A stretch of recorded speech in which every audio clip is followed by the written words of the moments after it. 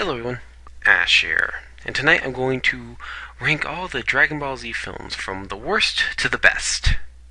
One thing I've decided to do is not put in Bardock the Father of Goku and the History of Trunks. I don't really feel like they fit with the rest of these films, so I'm not going to put them in here. I'll talk about them later, but I'm not going to put them in. Anyways, let's get started with all the Dragon Ball Z films from the worst to the best. Let's get started. Number 12, all three Broly films. Yeah, I'm just gonna lump all three together since they're all terrible in my opinion. Now I know some people like them, and if you like them, fine. It's your choice. I don't really care. You can like them. I don't like them, though. I can't stand the Broly movies. A lot of it is just really badly. These are so badly written. They're only relying on fan service. That's all these things are relying on is fan service, in my personal opinion. See, let's go to Bio Broly first. It makes no fucking sense. I mean, they decide to clone Broly. Okay, so you're gonna clone Broly, which turns him into Mudman because he's unstable or something. I don't know. This movie fucking sucks. And the fact is that only Trunks, Goten, Android 18, and Hercules or Mr. Satan are in it. And Krillin, they're only in it. How can no one else sense Mudman's energy? He has a lot of power. Where's Gohan, Piccolo, Vegeta? I mean, where are the rest of the characters? I know Goku is dead this time, so where the fuck were the others? But anyways, who cares? Next up, Broly Second Coming. Just as bad as Bio Broly. This one, Broly comes to Earth after years when he was killed by a meteor or some shit. I don't really fucking remember, but he comes to Earth and sees Goten and tries to go kill him because he thinks it's Goku because Broly is a fucking retard. And ultimately, it leads to somehow Goku appearing, helping Gohan and Goten take down Broly. My question is, where the fucking hell is Vegeta in any of this? Where's Piccolo? I mean, it's just Broly, and I mean, his energy's so mass, you should be able to sense him pretty quick. But they're nowhere to be found. I assume they're getting high as fucking kites. I don't know, it's fucking stupid. But anyways, now we go into Broly, the legendary bullshit. God. And just when these films can't get any worse, I think Broly, Legendary Super Saiyan, it's just stupid. It's Broly way too overpowered, and he's just nothing more than a giant hulking idiot, and all three movies fucking suck. I hate these films. So yeah, number 12, all three Broly films. Number 11, BoJack Unbound. Oh wow. Where do I begin with this one? It's not quite as bad as the Broly films, in large part because only one of them, thank fucking God, but this one's still pretty bad. First and foremost, how BoJack gets freed. Well, apparently when Goku took Cell to King Kai's planet, and Cell blew up, BoJack was free. My first question is, why the fucking hell would you put I guess BoJack was a space pirate, so why the fucking hell would you put a space pirate in a planet? I don't really get the idea to doing that, but okay, he's free now, and his motivations. What motivations? BoJack doesn't have any. He's your typical muscle-bound idiot villain who goes, "Me BoJack, me blow shit up because me BoJack." Yeah, BoJack's a stupid villain. His henchmen are freaking retards. I mean, they don't do anything other than get their asses whipped by Super Saiyan 2 Gohan and so on and so forth. It's another really stupid film with really lazy writing. So yeah, number 11, BoJack Unbound. Number 10, Redneck Android 13. Let's see here. Dr. Gero built 3 more androids. Their goal, take out Goku. What a twist. What's even funnier is the fact that the main villain sounds like a fucking redneck and acts like one, which I don't know why they decided to fucking do, or was it just Funimation's writing and the voice work? Because the voice actor is a total redneck and it's fucking hilarious. Oh wow. This one is stupid because it's simple. It's like, oh, we want to kill Goku. Because we're ordered to. Because free will sucks. Because Trunks got a $20 haircut. So, yay, let's go kill Goku. In the show, the androids saw it as a game. Here, it's, let's kill Goku because we can. And so, basically, they have some fights, and Trunks, Vegeta, and Goku all go Super Saiyan, and ultimately Android 13, or Redneck 13 as I like to call him, basically turns into a big blue dude, and somehow Goku manages to go Super Saiyan and use the Spirit Bomb infused with them for some fucking reason. God, it's fucking stupid. So number 10, Redneck Android 13. Number 9, Wrath of the Dragon. Now I gotta say this first and foremost, this one is an improvement over the other 3 films I've talked about by a decent amount. It's definitely one of the Dragon Ball Z films. This is more the mediocre Dragon Ball Z films. These aren't terrible like the other ones. These are more mediocre. And Wrath of the Dragon is pretty mediocre. One, you've got a really stupid villain whose motivations make no sense. I don't like the bug thing they fight because I think that thing looks stupid and nothing interesting about that damn thing. I will say I do like Goku's Dragon Fist. I think that's a cool as fuck attack. But all around, the fights are pretty mediocre in this one, and it's just not that interesting, but there's one thing I do really like about it, and that's the relationship with the new character and Trunks. I like that relationship. I like how they build it, and they do it pretty smart, better than what they would have done with any of the other films I was talking about, but this one they did much better. I think that was good, and I do like the fact it shows how Trunks gets his sword. So yeah, number 9, Wrath of the Dragon. Not nearly as bad as the other films I was talking about, but still has problems. Number 8, Cooler's Revenge. Yeah, this movie for the most part is pretty bland and boring. It's your typical, you have revenge plot, that's all it is. And in general, it's just really bland. I have to say though, I think what I like about this film is, one, I think Cooler in his first form is actually kind of a cool villain. And then it gets to his second form and becomes full-blown mental retard. What a shock. What I also liked was the fact that there's a scene where Goku's hurt badly and Gohan has to go get Senzu Beans, and it's a race against time. Which, it is a little boring, but it's also kind of interesting at the same time, if that makes sense. So yeah, there's that going on.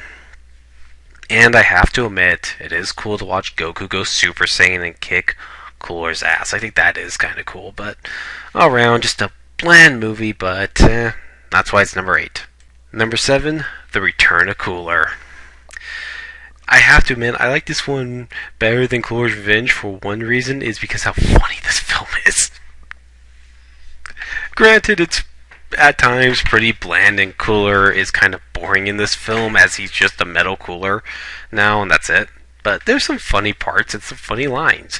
Particularly one line I get a kick out of is the scene where, after Goku and Vegeta have become Super Saiyans, are completely worn out from being one meta cooler, suddenly out of nowhere they see 1,000 meta coolers come down. And there's a great line where Goku goes, "Oh great. Well, it's been nice knowing you, Vegeta." And Vegeta goes, "Oh, shut up." And just so annoyed. That's great.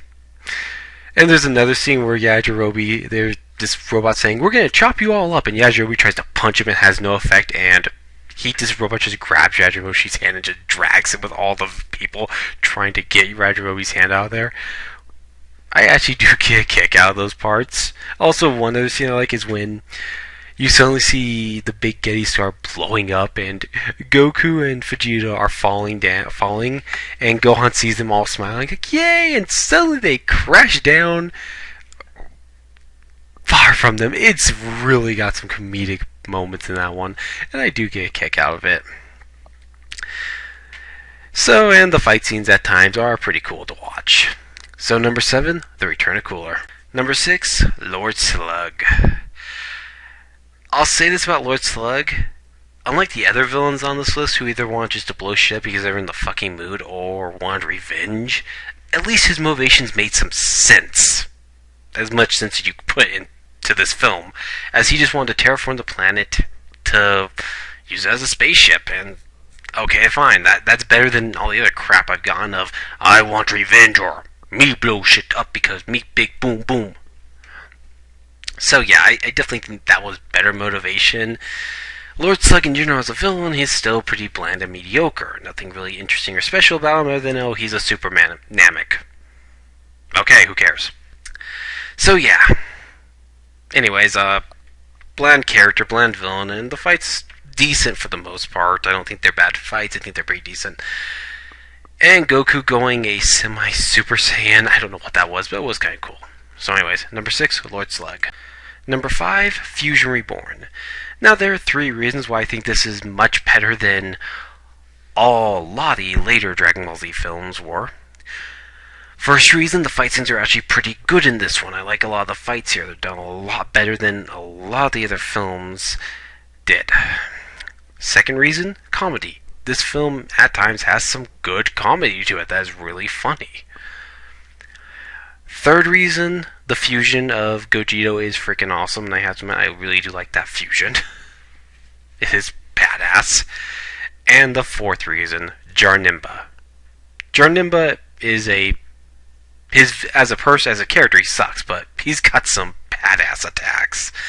And his attacks really just are just freaking awesome in general. He can make portals and take his fist through them and hit you with portals. He does this attack where he grabs a fucking rock and turns it into a sword. And not to mention he can dissolve his body in weird ways, and it is just fucking awesome. So yeah, Janemba has some cool as fuck attacks. Bland villain, but cool as fuck attacks, which I gotta give a lot of credit for them actually putting those in. So number 5, Fusion Reborn. Number 4, The Tree of Might. Now, The Tree of Might in general is a pretty good film. I think the story's pretty good on it, and I think Turles, for the most part, he's a decent villain. At times he's a little boring, but he's decent for the most part. I don't hate him like I do some of the other villains in these movies, but he's decent. That's all he really is. And the action scenes are pretty good. However, this is the film you started to see where it was all going downhill. This one at times was just you saw a lot of rush jobs as everyone was getting their ass whooped and it had to take Goku to save them. You saw stuff like that. In general, it's an okay film, just definitely showed signs that the movies were going downhill after this. So number 4, The Tree of Might. Number 3, Dead Zone. This was when the Dragon Ball Z films were good. The action was fast-paced. Goku was pissed off and ready to whoop some ass. He also has fucking Power Pole, which was kind of awesome to see him use that Power Pole. Hadn't seen him use that in such a long time, but it was really cool to see him use that here. And in general, it was just a good movie. I really liked this one, especially since Garlic Jr. gets immortality. He gets it. He doesn't almost get, he actually gets immortality, which leads to the question of, how the fuck do you stop this guy? And I have to say, it was really cool to watch Goku and Piccolo team up and beat the shit out of Garlic Jr. at one point, because they literally start kicking the crap out of him at one point. So, yeah, I think it's all around. It's actually a good movie, and I really do enjoy the Dead Zone. So number 3, Dead Zone. Number 2, The World's Strongest. First and foremost, I do enjoy the story of this one, and I definitely enjoy the villain, Dr. Will. I think Dr. Will is a really cool villain. He's actually smart. His plan is to basically find the strongest fighter and then put his brain into the world's strongest fighter. And what's even more cool is that he's not defenseless. You think he's just a giant brain, but actually he's in a giant-ass metal shell that can actually kick some ass. So I like Dr. Willow. The action scenes are downright awesome in this movie. They're quick, fast-paced. The music kicks ass. And there is a fight between Goku and Piccolo. Fuck yes. And I didn't bring this up with Dead Zone, but both Dead Zone and World's Strongest have these cute little videos going with them. Watch the film, you'll see these cute little videos with Japanese music playing. They're really clever, and I do enjoy those. So yeah, number 2, The World's Strongest. And number 1, Dragon Ball Z Battle of the Gods. I love this movie. Dragon Ball Z Battle of the Gods is awesome. Great fight scenes. Beerus as a villain is fucking awesome. He's definitely the best villain they did. Of all the villains they did with the Dragon Ball Z movies, he's the best. Hell, I prefer him over Frieza and Cell. I think he's far superior to them as a villain. He's a badass villain. I love him. Love the way they did everything with this movie. And I'm going to get more into it later. I'm not going to talk about too much because I'm going to do a why it works on Dragon Ball Z Battle of the Gods. This is one I definitely want to go get more in depth with. I fucking love this movie. Everything about this movie. It's a great Dragon Ball Z film, and that's why it's my number 1 favorite Dragon Ball Z movie of all time, and that's why it's the best. Out of all the Dragon Ball Z films, it's easily the best. Nothing tops it, in my opinion. But anyways, this is Ash saying so long. I'm out. Good night.